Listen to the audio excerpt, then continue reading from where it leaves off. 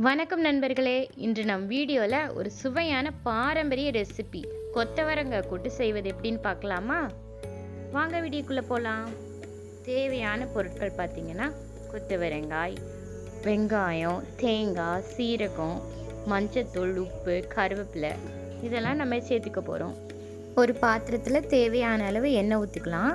அதில் சீரகம், கருவேப்பிலை, சிவப்பு மிளகாய் 3 பிச்சு போட்டுக்கலாம். லைட்டாக வதங்கினதும் ஒரு 5 சின்ன வெங்காயம் பொடியாக நறுக்கி போட்டுக்கலாம். அது நல்லா பொன்னிறமாக வர்ற வரைக்கும் விட்டுறணும், வதக்கிக்கணும்.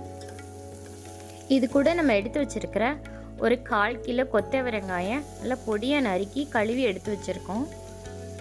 அதை அப்படியே நம்ம உள்ளே போட்டுறணும். உள்ளே போட்டு தேவையான அளவு உப்பு போட்டு நல்லா வதக்கிக்கோங்க. நல்லா க்ரீனிஷாக இருக்குது. இது கொஞ்சம் வேகிற வரைக்கும் நம்ம ஒரு தட்டு போட்டு விட்டுறணும். மிதமான தீயில் ஒரு 5 மினிட்ஸ் விட்டுருங்க. அதுக்குள்ளேயும் தேவையான மசாலா நம்ம அரைச்சி வச்சுக்கலாம். தேங்காய் 10 பல், 4 சின்ன வெங்காயம், 2 சிகப்பு மிளகாய் போட்டு நல்லா அரைச்சி எடுத்துக்கலாம். தண்ணி விட்டு அரைச்சி எடுத்துக்கிட்டோம். இப்போது நல்லா வெந்திருக்கு. ஒரு 5 நிமிஷம் வேக விட்டுருக்கோம். அதில் தேவையான உப்பு போட்டுட்டு இப்போ நம்ம அரைச்சி வச்சுருக்கிற அந்த தேங்காய் விழுதையும் உள்ளே ஊற்றிடுவோம். ஊற்றிட்டு 2 கிண்டி விட்டுருங்க. நல்லா கிண்டிட்டு மஞ்சத்தூள் 1 டீஸ்பூன் போட்டுக்கோங்க.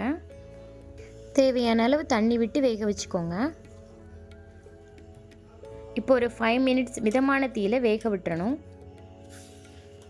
பாருங்கள், தண்ணி ஊற்றி நல்லா வெந்துருச்சு. இப்போ வெந்ததும் துருவின தேங்காவை மேலே தூவி அவ்வளோதான், இறக்கிடலாம்.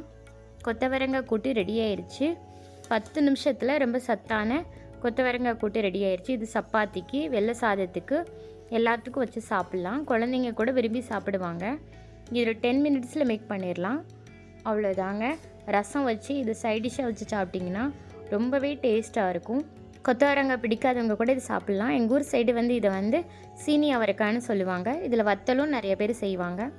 நாங்கள் பார்த்திங்கன்னா இன்றைக்கி ரசம் வச்சு இந்த கொத்தவரங்காய் கூட்டு வச்சு சாப்பிட்டோங்க. இந்த மாதிரி நீங்கள் பிடிச்சிருந்தா இது மாதிரி செஞ்சு பாருங்கள். பிடிச்சிருந்தால் லைக் பண்ணுங்கள், ஷேர் பண்ணுங்கள், சப்ஸ்கிரைப் பண்ணுங்கள். மறக்காமல் உங்களுடைய ஃப்ரெண்ட்ஸுக்கும் இதை ஷேர் பண்ணி செஞ்சு பார்க்க சொல்லுங்கள் ஃப்ரெண்ட்ஸ். தேங்க்யூ.